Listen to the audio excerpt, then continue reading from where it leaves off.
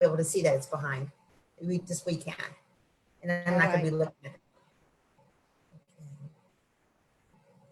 Hello, everyone. My name is Lennis Woods Mullins, and I am here in the Wellness Reset Group. It's wonderful to be here on Mindful Mondays with Beverly. And today, Beverly, you're going to be talking about all the list of things that we have to do and how we can learn to pace ourselves using our to-do list. I am definitely guilty of that. I'm looking at my to-do list right now, and it's not like, a little bit of pages. It's a couple of pages long. And I know I'm not going to be able to go get through all of it, but I still do it anyway because I like that feeling of the hashtags like we talked about. But it also can be a source of frustration and anxiety, these lists, because you're like, oh, I got to do this, I got to do that. And that doesn't feel good either. So please share your wisdom on how we can handle all of it so that it doesn't drive us nuts. Fine, thank you. Good morning, Lennis, and good morning, everyone. Welcome back to Mindfulness Monday.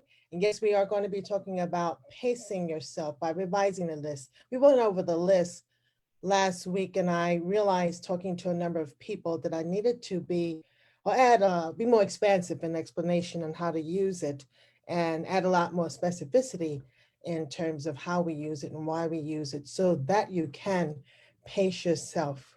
So COVID-19, the spread, the risky behaviors going on, the numbers of positive cases continue to increase. And we continue to navigate a continuum of complex decisions regarding self-quarantining, shelter in place, social distancing, and we're all at the same time being bombarded with confusing bits of conflicting and incomplete news. This is very stressful for people.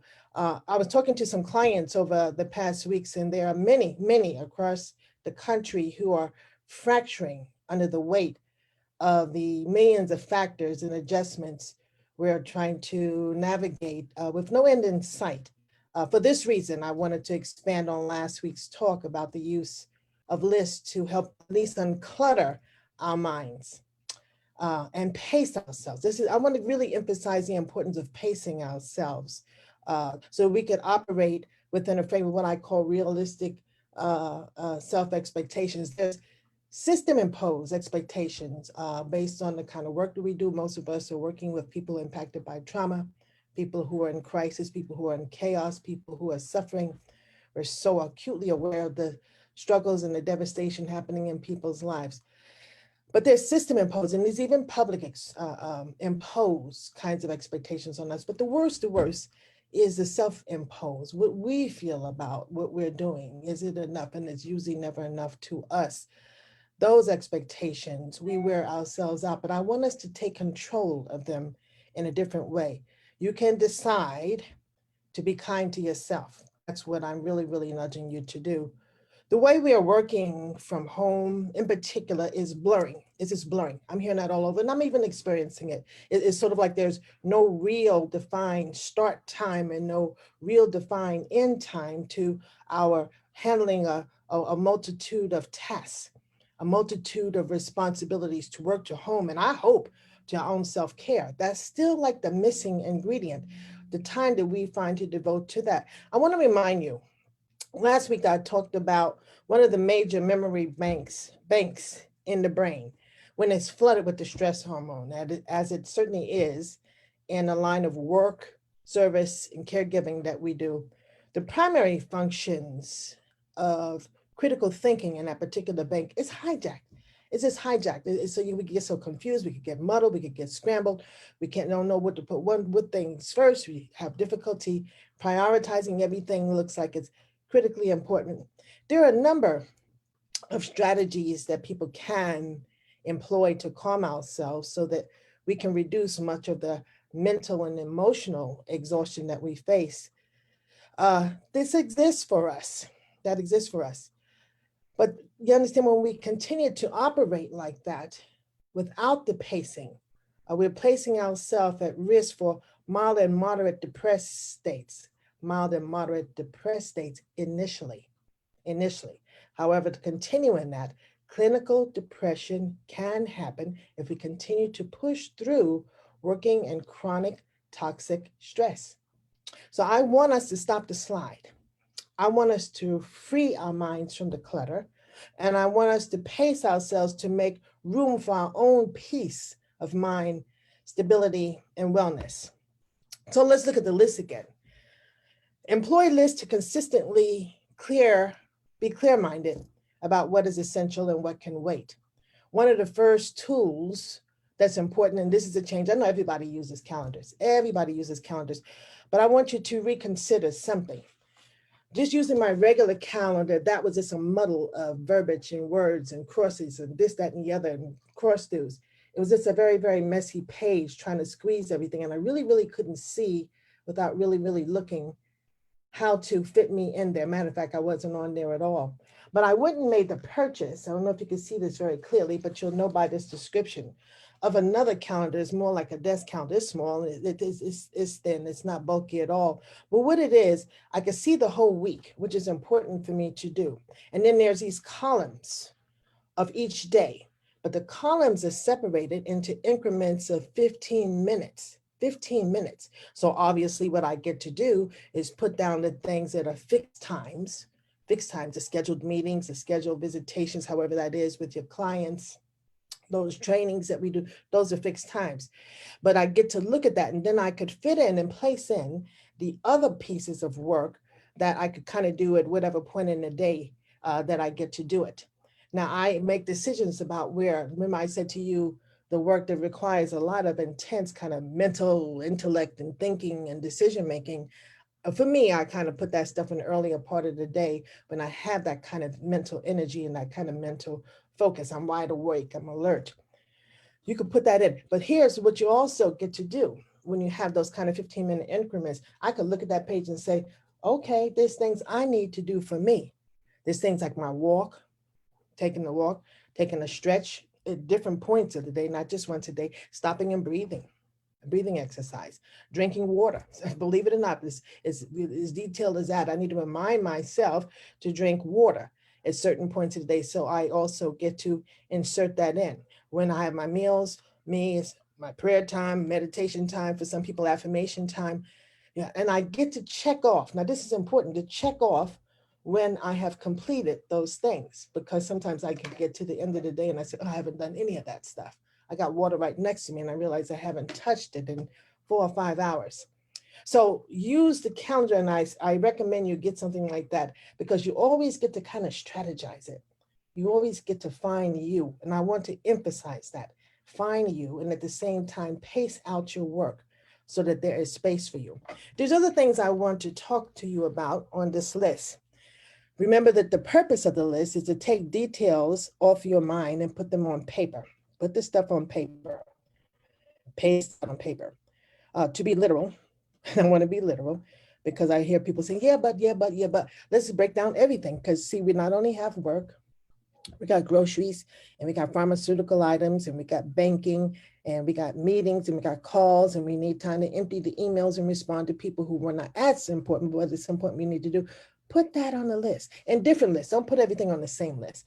I be thinking about something I got to make a Safeway, or my son does, or a Costco run, and I just jot that down on something. Does that make sense? The things that I want to do that in my personal life, I got to stop to the bank, I got to go to the pharmacy, I put that on a kind of a separate list. And the work, I kind of keep on a separate list too. Now, don't put it all together. I also divide the list, and particularly the work list, about the most important things kind of at the top. And then the less essential things, essential tasks, I kind of put that underneath. And also I put down the things that can possibly be postponed to another day. Now that could change in a minute. That's why I like it on paper, because I don't have to wear my mind out saying, oh my God, I can't do this now. When am I going to do this? I can just simply get that list and I can put a little number. This is number one, that's number two, this is number three. And it can shift like that because things change for us throughout the day.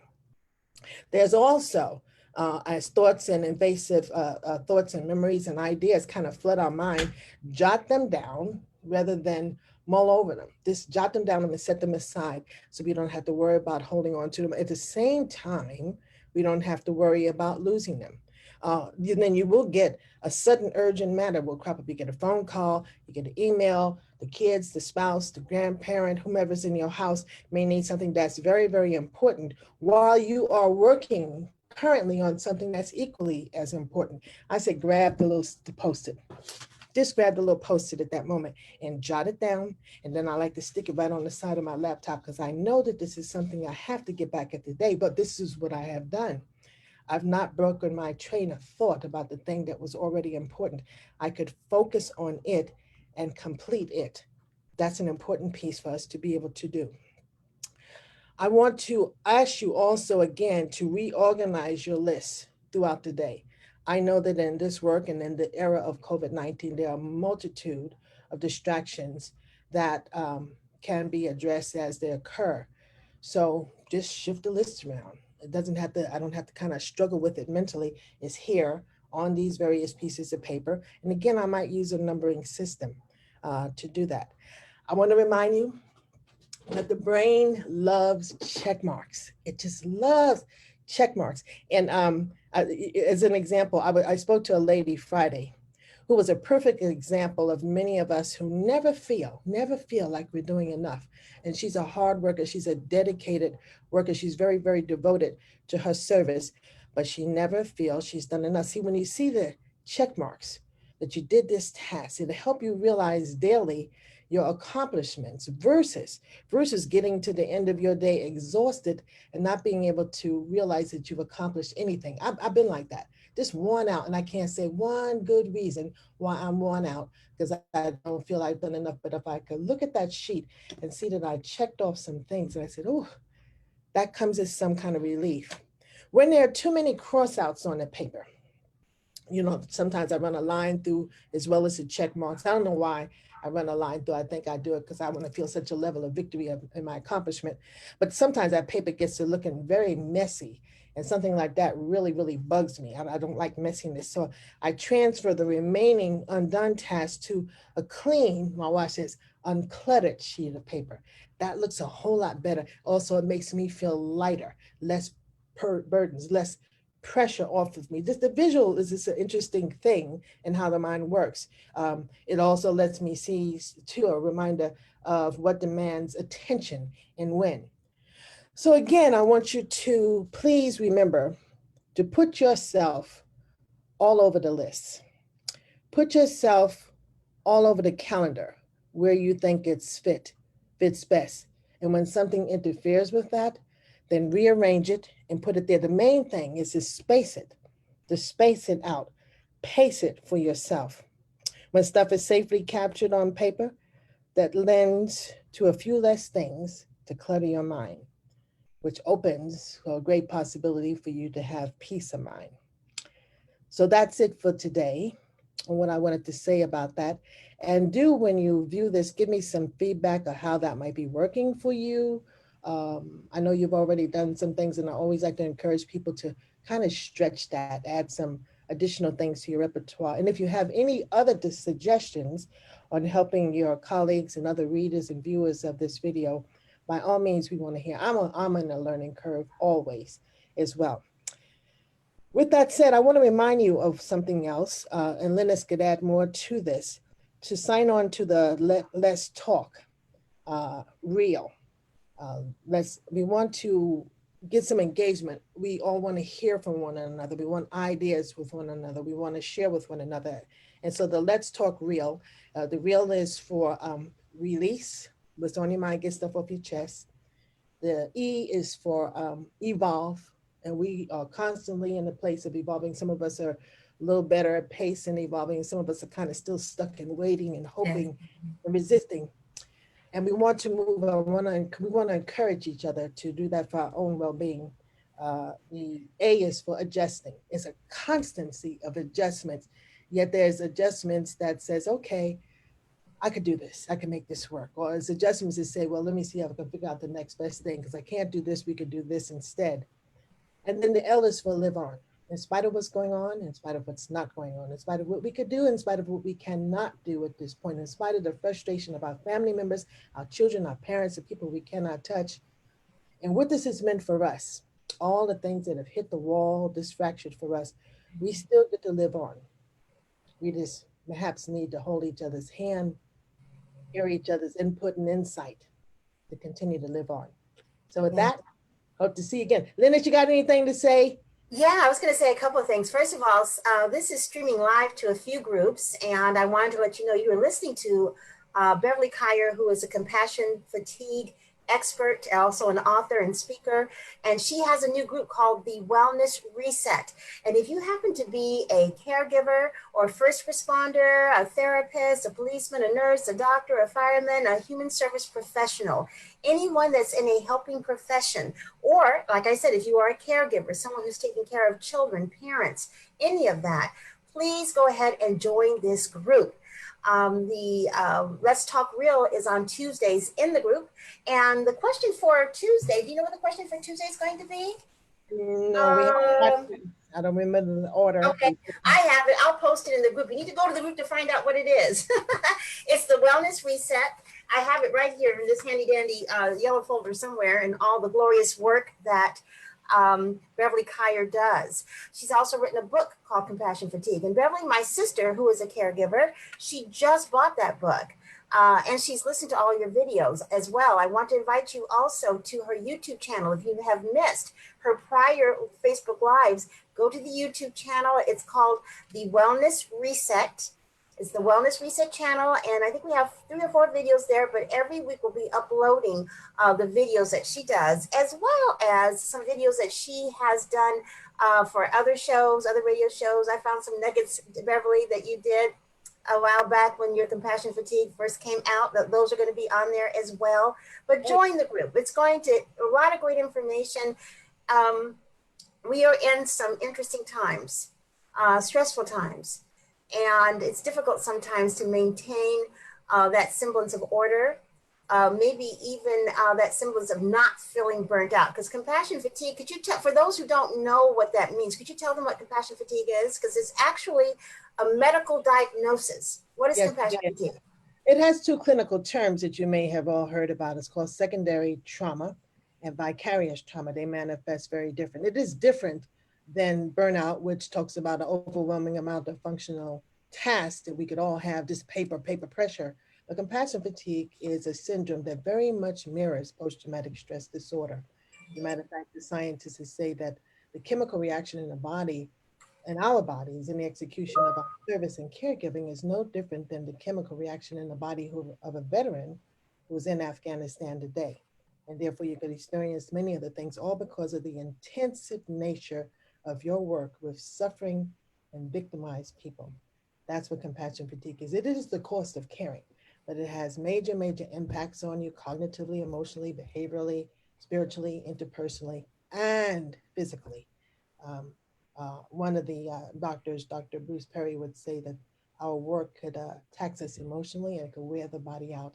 So it's so critical to know. And I bounce it back to Linus in this way to understand these impacts, learn what to do about it, and also employ her years of experience in this all kinds of techniques and strategy for your health through nutrition and exercise. As much as I share this, she's helping me get my act together because yeah, I got to remember to move. So Yeah, I meant to check with you. Did you do your self care this weekend and make sure you moved this weekend? I know it was a little hot here in Sacramento, but you're a little bit more near the Bay Area. Was it as hot there as it it's is too here? hot to walk outside. We had triple digits, Ah, and I'm trying not to get sick. So I walked on the tambourine in my house in good, front of the window with the air conditioner on. good. But see, we need friends like Linus. I talk about accountability partners. When this sister looks at you and said, "Walk every day," you know the attitude she had, and I said, "Every day walk." So that her voice resonated, and I'll be thinking about I don't want to, but I hear her voice and see her face. Folks, we need to take care of ourselves. And it's one of the reasons for having situations like this where we can all get online and give input and insight, like I say, and share your wonderful strategies for self care with one another. But Thank that's you. it. That's Thank it. you. And Thank thank you you. to everybody that is streaming live. I know I streamed it to at least 5 or 6 other groups that I belong to, and I knew it was okay because the administrators know me. And, thank you so much for your support of going over to the Wellness Reset and belonging to the group. I promise you there'll be wonderful information, motivation, inspiration, and most importantly, information to help you increase your self-care so that you will not suffer from the symptoms, which can sometimes make you sick, of compassion fatigue. Thanks a lot, Beverly. We'll see Thank you next you. week. Next week, Bye. this is Mindfulness Mondays with Beverly every 9:30 a.m. in the group. Thanks so much. Bye-bye. Have a great day. God bless.